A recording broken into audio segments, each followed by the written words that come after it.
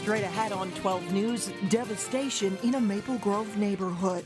The new year for one family begins with loss and a valuable lesson. Plus, a new year, a new destination brewery. Your first look inside Wicked Wort Brewery in Robbinsdale. But first, a different way to decide the outcome of an election. It's a way Brooklyn Park is seriously considering. 12 News starts right now.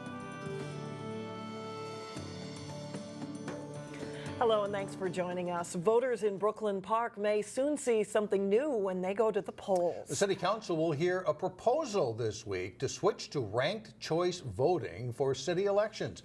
And Delane Cleveland's been looking into it and has more on how it works as well as the pros and cons. The process of voting is fairly simple. You go to your polling place, choose the candidate you want, and turn in your ballot. But Brooklyn Park may soon go the route of Minneapolis and opt for ranked choice voting when it comes to electing the mayor and city council. This Minneapolis video shows how ranked choice voting works. Voters rank their candidates in order of preference, first, second, or third. Candidates with enough first-place votes are declared winners. But let's say no candidate receives more than 50% of the first-place vote. The candidate with the least amount of first-place votes is eliminated, and those votes are transferred to the next ranked candidate on a voter's ballot until someone is declared the winner. According to the Brooklyn Park Charter Commission, pros to ranked choice voting include higher voter turnout, less negative campaigning because a candidate would also want to appeal to supporters of other candidates to secure their second and third choice votes, and ensuring that a candidate receives the majority of the vote. However, there are cons associated with ranked choice voting as well. They include voter confusion, which could lead to improperly filled ballots. The money and effort associated with educating voters and training judges would offset any potential cost savings, and the fact that voters understand how the current primary voting system works. It's a list of things that the City Council and Brooklyn Park residents will have the opportunity to consider this year. If the City Council approves the recommendation from the Charter Commission Monday night, the next step would be to set a public hearing so that Brooklyn Park residents can weigh in with their thoughts. The hearing would potentially take place on February 8th. After that, voters would weigh in through a referendum vote on the 2016 ballot. If that's approved, full implementation likely wouldn't happen until 2019. Mike and Alex? All right, interesting. Thank you. A fire in Maple Grove has left a family without their home. And there were no injuries, but there was significant damage and loss. We get more from 12 News reporter Eric Nelson. You just can't fathom something like this happening. This charred structure in Maple Grove used to be home to Roy Wood and his family of 4. The fire just, it swept through this entire home. But early Sunday morning, a fire destroyed their house and uprooted their lives. There is very little left of what used to be home. And I looked out my window and I saw just the corner of their house with a big flame going up. It's no doubt that the charcoal grill is the cause of this fire. That charcoal source was located on the deck where Woods was grilling out Saturday night. Fire investigators believe that hot embers were blown onto the home by gusty winds. Charcoal grills really should be on a patio type surface or driveway area. The coals and the embers can remain hot for days. The house is a total loss. There is debris everywhere. The Wood family and neighbors in this part of Maple Grove, known as Kelly's Bluff, are stunned. It was a long day, a long morning, and very sad. It was sad because we watched the whole thing go. We didn't believe it would come to this. But things could have been much worse. Very lucky outcome that everybody did get out safely. So we are very thankful about that. The homeowner told us off camera that he's going to rebuild this house. However, he's lost many antiques that he's collected over the years from traveling around the globe. Those can't be replaced. In Maple Grove, I'm Eric Nelson, Channel 12 News. The Maple Grove Fire Department wants people to be cautious when cooking or grilling. Half of all fires in Minnesota start in the kitchen or are cooking related. The Anoka County Sheriff's Office says a Crystal man died in a rollover crash just after the new year began. The crash happened about 12:30 a.m. Friday in the city of Nowthen in northwestern Anoka County. Investigators believe the man's car veered off the road at a turn and rolled, slicing a power pole in half. No one else was in the vehicle, and as we went to air, the 59-year-old man's name had not been released. In Robbinsdale, a new leader will soon be in charge of the city's fire department. Assistant Fire Chief Guy Dorholt will replace current Fire Chief Mark Fairchild, who's retiring. Fairchild has been a firefighter with Robbinsdale since 1978 and chief since the late 90s when Dorholt became a firefighter with the city. The transition happens at the end of the month. The Robbinsdale chief oversees 27 paid on-call firefighters. Efforts to keep unused medications out of the wrong hands appear headed in the right direction. Hennepin County says it collected and destroyed nearly 11 tons of unwanted medicine in 2015. That is a record amount. The sheriff's office says prescription drugs, when not used properly, are one of the primary routes to more serious drug addictions, such as heroin. In the Northwest Metro, there are drop box locations for unwanted medicine at the Brookdale Library, the Sheriff's Patrol headquarters in Brooklyn Park, and at the Maple Grove Police Department. The largest tap room in the Northwest Metro is about to open its doors. Wicked Wort in Robbinsdale is destined to be a go-to spot for craft beer lovers. Reporter Sonia Goins got an exclusive inside look. As long as we know the beer is going to be done and the health department comes in here and gives us a stamp of approval, we're good to go. For the past 5 months, crews have been working hard to turn the old TCF Bank building into the Wicked Wort Brewery and Tap Room. We're doing the best we can to make it a destination. I think we got a good location because the demo we did here, we gutted the whole entire building and started from scratch. Owner Steve Carlisle has built many breweries, but this is his pride and joy. This is a 1949 bar that we bought. He took time to show us around the 5,000 square foot tap room. This will be our small bar with 10 tap handles. On the opposite end of the room is a much larger bar. I mean, we'll have 3 sets of 10 tap handles. I think that should be plenty. The corner seating is bound to catch your eye. It's called the Love Booth. That'll be all seating right in there, have a couple tables in there. Retro, recycled, and repurposed describe the interior design. It's a little of everything. There's no real plan. It's just like whatever's cool. They even made good use of the former bank safe. So see how thick the wall is for here? It's now the women's bathroom. Has this turned out awesome or what? Huge garage doors were turned into picture windows, and there's a spot for live music. We're kind of looking at like rock, blues type stuff. And of course, there's plenty of beer. We have 8 fermenters and 8 serving tanks. Downstairs is where the beer tanks and event center are housed. The event center will be built around the brewery. They've already started brewing beer. This is the blonde right here. It's called Birdtown Blonde. Craft beer connoisseurs won't have to wait long to get a taste. So once it leaves the fermenter, it comes into here, right from here to your glass. You can't tell yet, but this place is going to be hopping. This is where Wicked Wort Beer Garden will be located.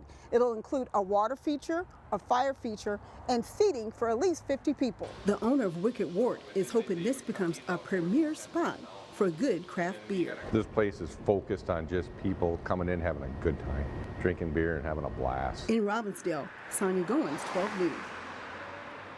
Wicked Wort is expected to open on January 22nd, and whatever's cool. That's right. Yeah, that's cool. Well, coming up, a Plymouth company that plans to double in size. We will have the details next in Business Matters. Then a little bit later in sports, the Hopkins boys hockey team skates for a win against Bloomington Kennedy. But first, breezy and mild on Tuesday. Temperatures could reach 30 degrees. Well, there's a big development for a local fitness equipment maker. Brooklyn Park-based Octane Fitness was sold to Washington-based Nautilus. The deal is worth $115 million. Nautilus makes low-impact fitness machines such as Bowflex. A Plymouth-based company is in major expansion mode. Intereum is a company that helps other businesses design their workplace for better results. Now this business is about to design its own new headquarters with a facility double the size of its current space. When you step inside the workplace of Intereum, don't expect to find rows and rows of cubicles. This is one of the new products from Herman Miller called Public. This company is in the business of helping other workplaces work better together. It was designed with the social chair, so this chair docks at the end of a workstation so somebody can easily sit down and collaborate with that person. It's not that this business is anti-cubicle. It's really about bringing the humanity back to the work environment. Rather, Intereum is a Herman Miller certified furniture dealership that designs workspaces from start to finish with the best outcome in mind for clients in the corporate world as well as in healthcare, education, and government. We look at, really what can help organizations and their people be more effective. It's a combination of the right surroundings, the right technology, and the right tools. Height adjustable desks are one tool. Movable office walls and the integration of audio-visual components also factor into the design of a space and can ultimately affect the bottom line. The work environment can really be a tool to help recruit and retain employees. As this company helps others grow, they're in the midst of designing their own expansion after hiring 30 people this past year. Our option basically came down to building a new building was the best solution for us. This summer, Intereum will break ground on a 134,000 square foot headquarters in Plymouth near Highways 55 and 169. It's a move which will not only provide more office, showroom, and warehouse space, but also position this company for growth. Our goal is to more than double our capacity in the next 10 years, so this facility is part of that effort to support that capability. From fabrics to paint colors, there's no shortage of choices in designing a workspace. This Plymouth company aims to make it all work. The workplace really is an important and powerful tool in an organization. Intereum's new headquarters should be complete by early 2017. One of the bigger projects they're currently working on is designing the new Wells Fargo offices in downtown Minneapolis. Coming up, bicycle racing in January. But first in sports, the Osseo boys shoot for a title at a holiday basketball tournament. John Jacobson has that and more when we come back. So far, so good for basketball in Osseo, and the last win wasn't even close. No, that's a couple. They've had a lot of games actually. They've won by blowout. They get some tests this week, but it's been a great year so far. Osseo's boys basketball team is off to a great start this season.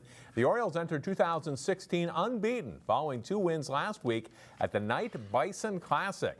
After beating Buffalo in the semifinals, the Orioles faced St. Michael Albertville in the final. Demario Armstrong with a steal for Armstrong ahead to Alan Anderson.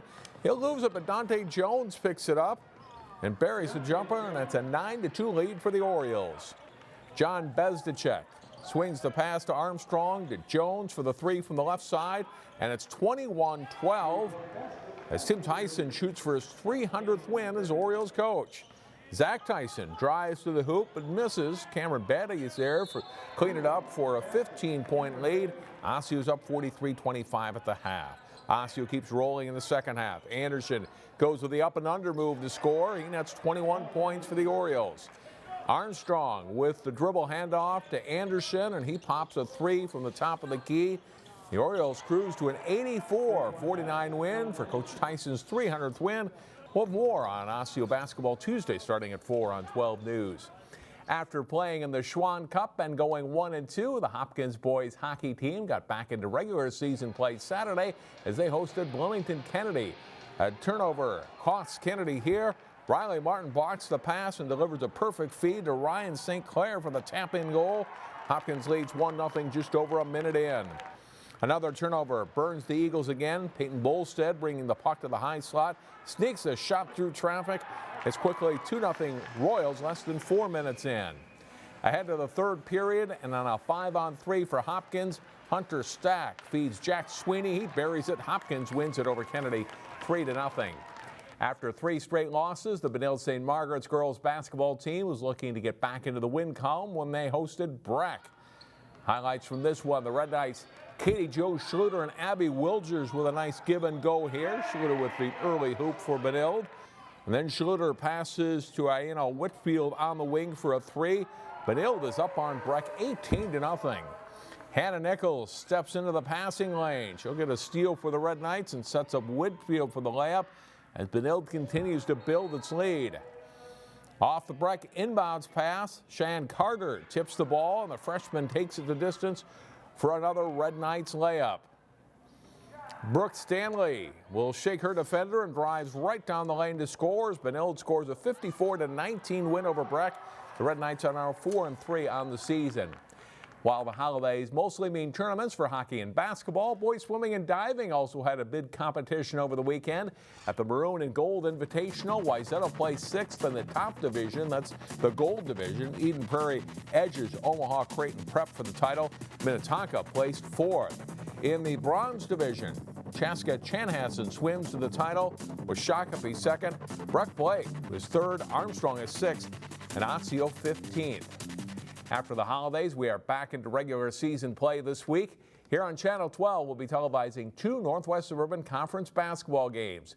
Tuesday night in girls basketball, Armstrong travels to Osseo to play the unbeaten in the conference Orioles. You can see the game live on Channel 12 and 12.tv at 7.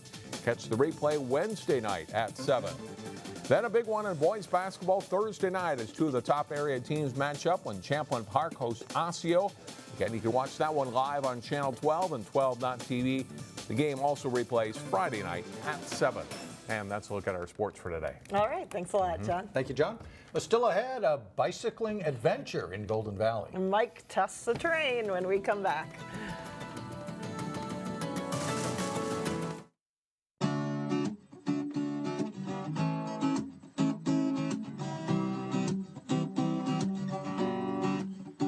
Brookview Golf Course in Golden Valley is making the most of the snow with winter disc golf, cross-country skiing, and fat tire biking. Yeah, this is the second year the course has offered fat tire bikes during the winter. Assistant manager Kim Straw and I took a couple of bikes out for a spin. We were both a little worried about wiping out in front of a TV camera, you know, but there was more traction than you might expect, and even in the snow, we made it. A lot of people don't think of biking in the winter time, and I think as soon as they do it, they realize how much fun it can be, and you can come out with your own fat bikes. We get a lot of groups that will just come through that own their own, so if you have friends that own them but you don't, this is a great place to come and be able to try it out with them. You can register now for a fat bike race that will be held at Brookview on Saturday, January 16th. They tried to put this race on last year, but there just wasn't enough snow then to make it work. They do have enough snow now, so it's a go for fat tire bike racing in a couple of weeks. And you can, if you don't have your own bike, you can rent it 2 hours for $25, and that 2 hours should probably be enough. That'd be enough. What did you think? Your first time out? I was afraid that the slippery trail and stuff that I would wind up, face first in snow. Didn't happen. It was great. There's a lot of traction. That's good. Yeah, we made it. And that's it for now. Thanks for joining us, everyone. We'll see you back here tomorrow.